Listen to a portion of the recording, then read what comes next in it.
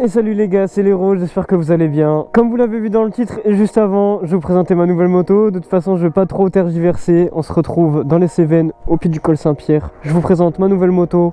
C'est une MV Agusta Brutal 800 RR de 2022. Elle est un peu sale parce que je viens de rouler, mais c'est un chef-d'œuvre les gars. Je sais pas ce que vous en pensez, on va aller rouler. Je vais vous parler de tout ce qu'elle a parce qu'elle a énormément de choses. C'est MV Agusta, c'est optionné, c'est beau, etc. Bon, c'est sale du coup là. En tout cas, la voilà, elle est là. La R6, c'est fini les gars, je vais la vendre. Elle part bientôt. Et voilà. Moi, je sais pas ce que vous en pensez de cette moto, mais avec la petite culasse rouge. Attends les gars, j'ai plein de trucs à vous montrer sur cette moto. La petite culasse rouge, bien sympa. Freinage Brembo, avant, arrière, monobras avec le gros échappement. Elle est décata. Ici, vous voyez, normalement ici, il y a une grosse boîte. Et ben voilà, là, c'est juste un tube. Donc, il y a un kata à l'échappement.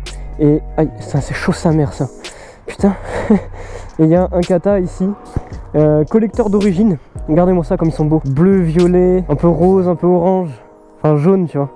Archi beau. C'est tout dans le détail, c'est magnifique.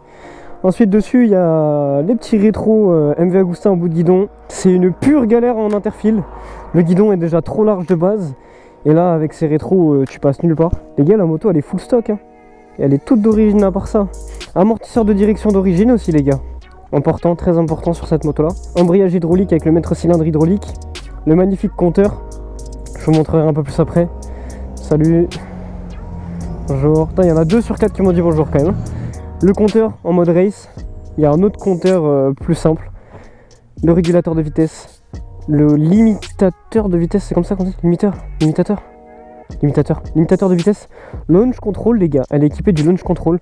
Je vous ferai pas un launch control après, mais je vais vous montrer un peu ce que ça donne au niveau du son, etc. Sur le commodo gauche, on a ce giga bouton pas beau là. Franchement là MV ils ont chié de ouf. Pour naviguer dans les menus, etc. Clignotant, klaxon, classique. Appel de phare, plein phare quand tu pousses. Ici les warnings. Elle a aussi les feux directionnels, là vous voyez, enfin je sais pas si ça va se voir à la GoPro, ça risque de clignoter. À droite là il est allumé parce que la moto elle est penchée à plus de 5 degrés. Et à gauche tu vois il est éteint. Et plus tu penches, plus il s'allume. Sur ce les gars, écoutez, moi je vais faire simple. Je vais vous laisser avec la petite montée du col Saint-Pierre que je viens de me faire. Juste kiffer, j'ai mis un micro externe. Ça va pas être top, je pense qu'il va y avoir du vent. Mais ce sera mieux qu'un micro de GoPro. Donc franchement kiffez ça et on se retrouve juste après.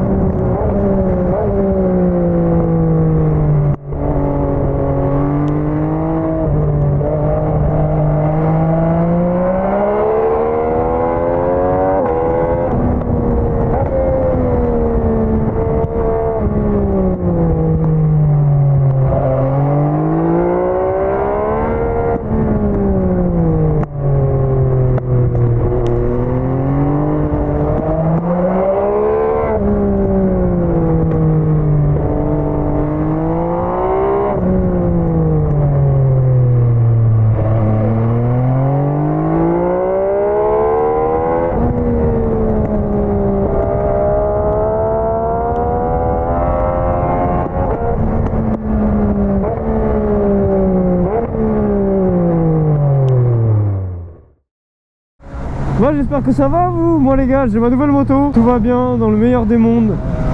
Il faut qu'on parle de pas mal de petites choses, rien de très grave hein. Déjà pour commencer, il faut que je vous remercie pour la dernière vidéo que j'ai sortie avec la R6. Le titre était un peu putaclic, c'est ce qui me mitige sur le résultat, tu vois. Mais la vidéo a fait pas mal de vues, j'ai eu des bons retours, donc ça me fait plaisir et je vous remercie pour ça. On est de plus en plus. Là on est bientôt 2000 les gars, c'est génial, moi je kiffe. Après les gars, c'est clair que sur les vidéos, voilà, j'ai une nouvelle moto etc. Mais moi il y a un truc qui me plaisait pas et c'est une des raisons pour lesquelles j'ai beaucoup moins fait de vidéos d'un coup. Enfin, pour lesquelles j'ai arrêté de faire des vidéos d'un coup. C'est que je m'étais fixé une date, genre toutes les semaines tu sors une vidéo, ou toutes les 2 semaines tu vois. Et ça en fait ça me plaisait pas, c'était vraiment plus une contrainte qu'autre chose. J'avais pas d'intérêt à faire ça, donc c'était une des raisons. Ensuite j'ai changé de travail, beaucoup de changements, un peu de stress. Et après ça j'ai déménagé. Juillet-août ça a été assez serré. Donc voilà, je vous préviens, il n'y aura pas une vidéo toutes les semaines, une vidéo toutes les 2 semaines. Peut-être que des fois il y aura 2 vidéos par semaine et qu'après il n'y en aura pas pendant 3 semaines ou... Bref. Ça va être vraiment comme je le sens, quand j'ai des rushs, quand j'ai l'envie. Parce que mine de rien, monter des vidéos, ça prend du temps. Il faut avoir le temps de sortir pour filmer des choses aussi. Bon, en tout cas, si on parlait un peu plus de la moto, on est sur un 3 cylindres de 147 chevaux. Voilà la connerie du truc. C'est invincible. On est vraiment sur un roadster sportif, un peu sur l'avant, les repose-pieds assez hauts. C'est cette sportivité là que j'ai réussi à retrouver sur cette moto. À la base je voulais rester sur une sportive. La F3, les dernières F3 rentraient pas dans mon budget. Celle-là c'était très limite. Je l'ai eu à un bon prix avec pas beaucoup de kilomètres. Elle est garantie encore 1 an. Et j'ai la garantie constructeur jusqu'en septembre je crois.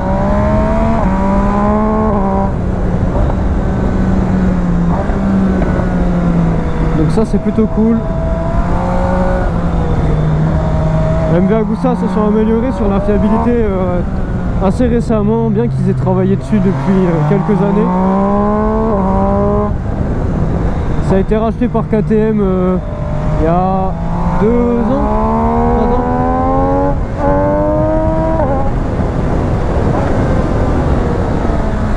C'est eux qui ont ramené toute la technologie des tableaux de bord. Là vous le voyez pas bien, mais c'est un tableau de bord magnifique. Il est ultra complet, très simple à lire. Il y a beaucoup de menus, mais c'est très simple d'y naviguer aussi. Je sais pas, je prends des motos, par exemple la Aprilia, la RS 660.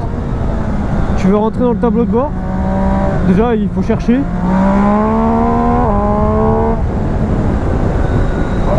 Et en plus de ça, c'est le bordel, tu vois, tu comprends rien là-dedans. Alors que là, c'est beaucoup plus simple. Et c'est pareil, tes réglages moteur, freinage, réponse au gaz, tout ça, tu peux tout régler sur une application. Je vous montrerai après, parce que là on est sur la version du compteur en mode race. Il y a un compteur plus simplifié. Tu peux mettre ton GPS, tu peux mettre ta musique. Il y a quoi? Il y a... Ah, et les appels aussi, tu peux accéder à tes contacts, tes appels récents. Tu peux appeler des gens depuis la moto. Et ça c'est assez stylé.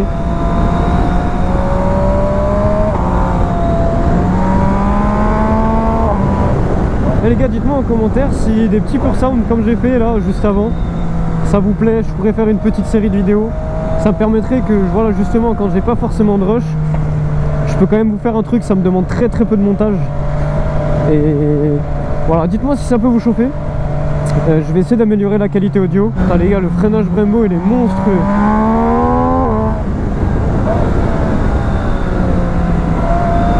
Pareil, châssis, partie cycle de cette moto, incroyable. Faut tester pour comprendre. J'ai pu tester plusieurs streets moi avant. Et c'est vraiment une street un peu mieux.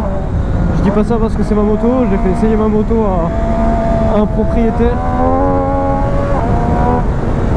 qui a un Pro Street. Et il l'a testé, il m'a dit vas-y on fait les papiers.